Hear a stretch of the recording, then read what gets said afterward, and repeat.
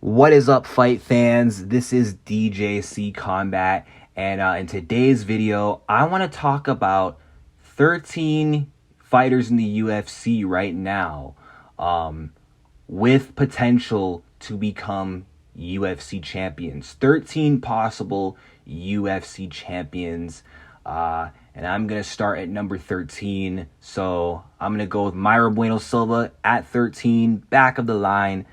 She's got a really solid chance at winning the title, top 3 contender right now in the women's bantamweight division. And the women's bantamweight division is super weak, not that deep with talent. And Mayra Silva is one of the most dangerous contenders. Small for the division, but, she's got good striking. She hits hard, but she's extremely well-rounded, dangerous off her back, killer submission game, nasty Brazilian Jiu-Jitsu. You don't want to go to the ground with her, and on the feet, you're at risk of getting knocked out. I mean, the way she submitted Holly Holm that quickly was impressive. And it won't surprise me that if she fights for the belt next, if she ends up winning the title, whether it be against Pena or Pennington, I'd hope that my girl Pena would beat her, but still, it's a dangerous fight. And I wouldn't be surprised at seeing Mayra Bueno Silva become the next women's bantamweight champion. Number 12, Bo Nickel. This one might be premature because he's 4-0, 6-0. He's unranked. He's extremely young, 27 years old. But hear me out. I mean, the dude has a lot of potential right now. Very solid wrestler with good grappling as well, good submission skills. But he's ever evolving as well. He's developing his striking skills, as we saw in his last fight against Val Woodburn. I know Val Woodburn is a can. He still showed some evolution on the feet because the expectation was if he's going to win this fight, he has to get the fight to the ground. He was able to knock the striker out on the feet. And I think just give him some time. If the UFC is smart with this kid, if they're not rushing him, if they're not pushing him too soon, and they just keep giving him some lower levels of competition and they take their time with him, eventually his skills will improve enough to where he is suited to be at the top of the division. And I think within the next few years, Bo Nickel will reach top contender status. And then after that, he will reach title contender status. And by the time he does fight for the belt, I do feel like he will be good enough to win the title. And the top current middleweights right now, the Dricus du Plessis, the Whitakers, the Adesanya's of the world right now, they're going to be gone. Well, maybe not Dricus, but Izzy and Rob will probably be long gone, retired, or past their primes. And by then, Bo Nickel will probably be competing in a title fight against, the likes of Khamzat Chimaev or maybe even Dricus du Plessis. We'll see. But his chances of becoming champion are very good. Number 11, Ian Machado Gary. He fights this weekend. This is another one that could be premature, but he's so young. He's 25 years old, but he's extremely promising.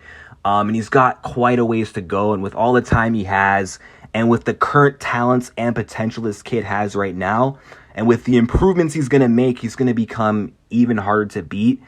And I feel like if he's not being pushed too soon, and the UFC, if they take their time with this guy, I like his chances at becoming a UFC champion.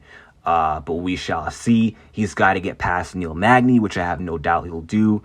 Number 10, Arman Tsarukyan. I've always been high on Arman Tsarukyan. I love this guy's skills, his style, extremely well-rounded, very strong wrestler, physically strong, but a really solid wrestler with strong takedowns, good control, and good ground and pound as well. If he takes you down, he's going to maul you. He can grind guys out, and he's very tough to deal with, and he's extremely young and getting better and better every fight. And he gave Islam Makhachev a good run for his money. Outside Volkanovski, this is one of the very few guys to actually make Islam look human and to not get completely ragdolled by Islam Makhachev. And I think he matches well with some of the top dudes in this division. And I think within a year or two, we might be seeing this guy fight for the belt, and I like his chances at winning the belt. Number 9, Ilia Topuria. I could have him higher on this list, but the reason why I don't is because he might fight for the belt next, And I don't know if he's going to get past Alexander Volkanovski. I doubt it. But he's super young, 25 years old. He'll get there eventually. Like, he'll get another chance to fight for the belt. And he'll come back stronger from a loss to Alexander Volkanovski. And I favor him over almost everyone else in the featherweight division apart from Max and Volk. But Max, his time at the top won't be much longer, and neither will Volkanovski's. So I think he's just going to stick around, keep grinding, keep improving, and he's just going to get harder to beat over time. I mean, this dude already has amazing boxing skills. He's extremely disciplined, good 5-round cardio, and he also has a solid jiu-jitsu base as well. Extremely durable and heavy-handed. And I mean, this kid, he's not going anywhere. He's going to be around for a while. And with the improvements that this guy's going to be making with the skill set he already has, yeah, I feel like him winning that title in a few years' time is a lock.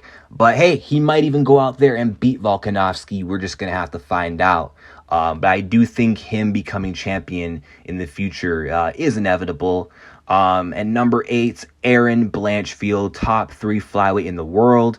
She's got to get past Taila Santos. She's got a tough test in Taila Santos. But if she can get past Taila Santos, then I can see her beating either Grasso or Shevchenko, whoever wins that fight. She's already got amazing wrestling, grappling skills, and good finishing ability on the ground, whether it be with ground and pound or finding a submission. She's 23 years young, and she's got a lot of time, and she's getting better and better every fight. And in her last fight with Andrade, we've seen tremendous improvements in her striking. And with a win over Erin, she's next for a win over Santos, she is next for that title shot 100%.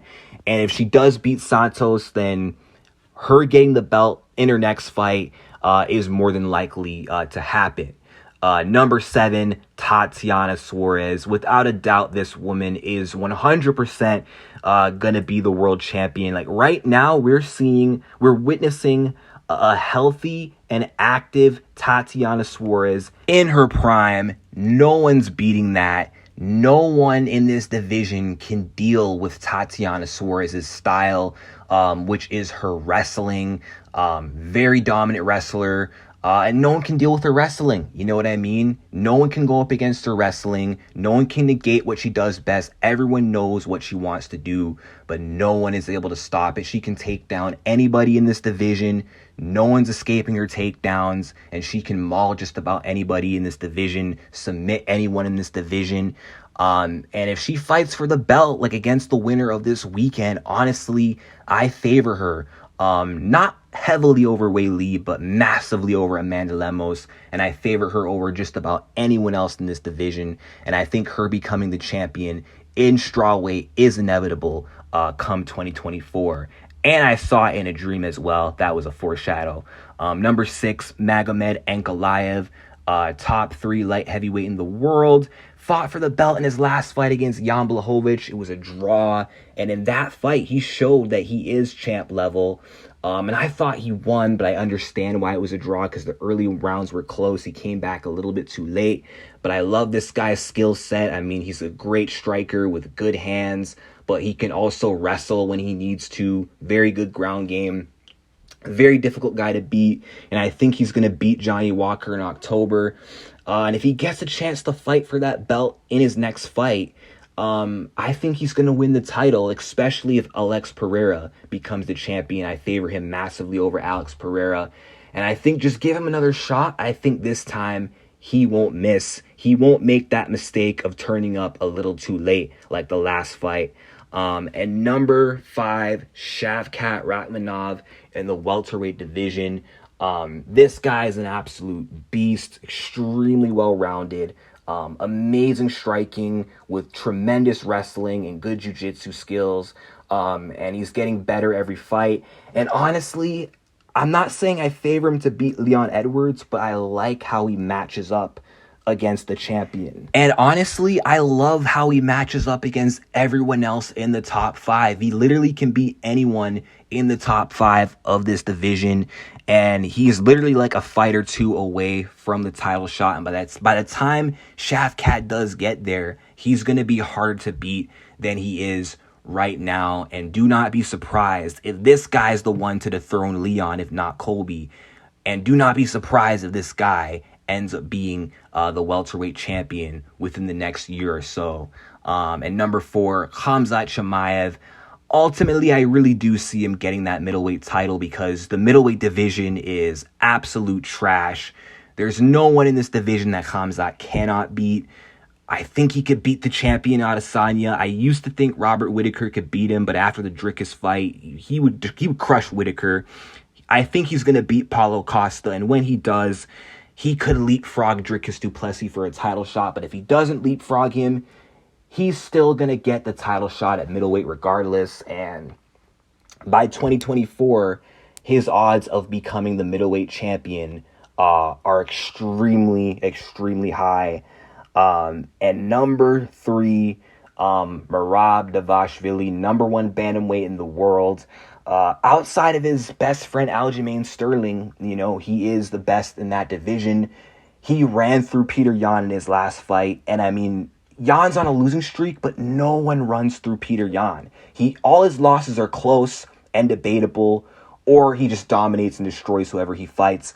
He completely shut down Peter Yan, and y'all know how much I ride Peter Yan.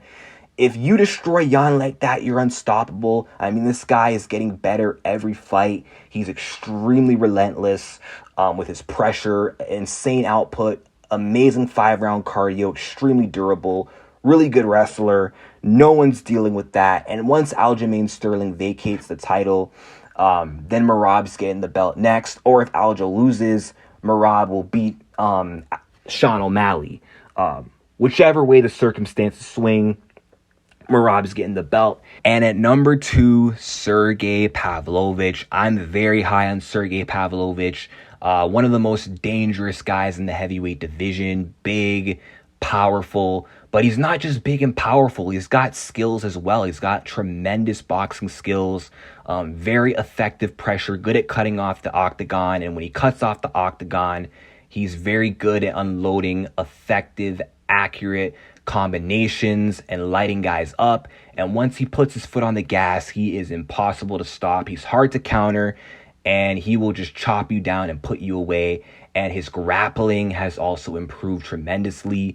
So if guys aren't able to take this dude down, they're going to struggle with him on the feet, and he can knock out anybody in the division. He's like a white version of Francis Ngannou, and I won't be surprised if after John retires, this guy is the next champion. And number 1, another heavyweight, Tom Aspinall. He might be the next champion. I mean, he's one of the most talented guys in the division outside John Jones. Extremely well-rounded. Amazing stand-up, great boxing skills, fast hands, good discipline, but his ground game is really good. Not only can he outstrike you, he can out-wrestle you, and he can submit you. And the way he ran through Alexander Volkov was impressive because no one's been able to do that to Volkov. After that, he had that fluke injury over Blades, unlucky, went on to smoke the always tough and dangerous Marcin Tybura. And he's also young for the heavyweight division as well, 30 years old. And your prime in the heavyweight division can literally be at age 36. And this dude's 30, so he's not even peaked yet. That's insane.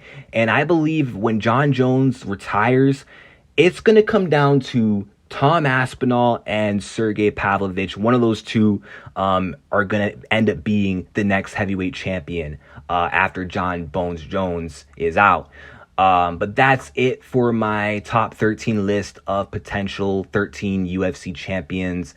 Let me know what you guys think in the comment section down below. Do you guys agree with my list? If you guys have anyone to add, let me know in the comment section down below, and peace out.